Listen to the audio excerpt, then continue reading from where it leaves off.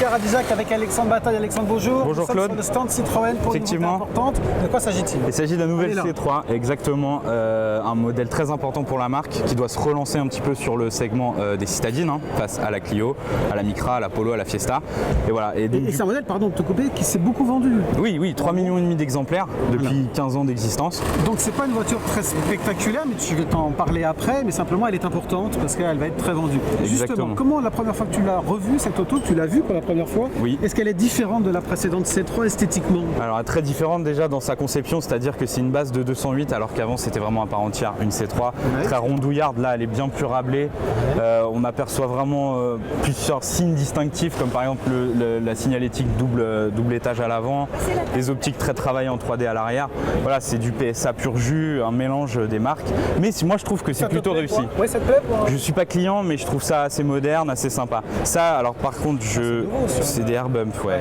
Sur la C3, c'est protection, c'est nouveau, ça existait sur le Cactus, ça a été dérivé et adapté à la C3. Alors ça, c'est optionnel, tu peux avoir une peinture totalement unie ou alors axé sur la personnalisation entre les jantes, les rétroviseurs et le pavillon. Donc voilà, tu me parlais de l'avant avec cette nouvelle signature. Voilà, qu'on a vu sur C4 Picasso et qu'on va voir se répandre partout sur la gamme. Quelles sont les concurrentes? Les concurrentes sont la Clio, la Fiesta, la Polo, la nouvelle Micra, tout ce qui fait environ 4 mètres.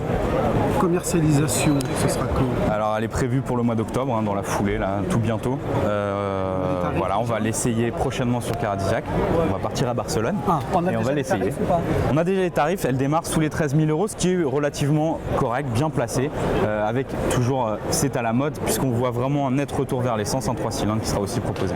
Avant de finir, on va faire un tour à l'intérieur. Oui, alors c'est là, moi je trouve la bonne surprise. Alors dis-moi, entre, parce que tu vois, moi je suis assez fan des voitures anciennes. Moi je suis un gros gabarit et ce que je reproche aux citadines actuelles, c'est vraiment l'étroitesse des sièges. Et là, on a repris les sièges un peu dans l'esprit du Cactus, c'est-à-dire large, moelleux, confortable. À l'époque, voilà, des voitures comme la Renault 18, tout ça, où c'était des salons. Et là, véritablement, moi je suis assez large et on est super bien assis. C'est très confortable. Tableau de bord. Pour le tableau de bord, c'est un peu le même concept que la Cactus, c'est-à-dire on retrouve un esprit simple, épuré, il n'y a pas trop de chichi. Voilà, c'est fonctionnel, c'est moderne, avec toujours la tablette, voilà, qui fonctionne pas très bien dans le groupe PSA. Voilà, ils ont promis quelques modifications, mais c'est vraiment pas une flèche à utiliser. À l'arrière, c'est 4 places ou 5 places? Alors, en général? C'est 5 places et celle-ci, elle sera vendue exclusivement en 5 portes. D'accord. Avec une place correcte à l'arrière. Ce qu'on peut noter, c'est le volume de coffre qui, lui, est plutôt bien placé avec 300 litres. Donc dans la catégorie, c'est vraiment très bien. 300 litres dans la catégorie, c'est pas mal. Tu me disais comparatif dans la foulée. Et au final, alors séduit ou pas, toi, globalement, après tous ces critères d'appréciation? Personnellement, oui, je suis assez séduit, puisque c'est bien de réussir à prendre une base existante et d'en faire quelque chose de totalement différent. Donc oui, séduit. Merci Alexandre.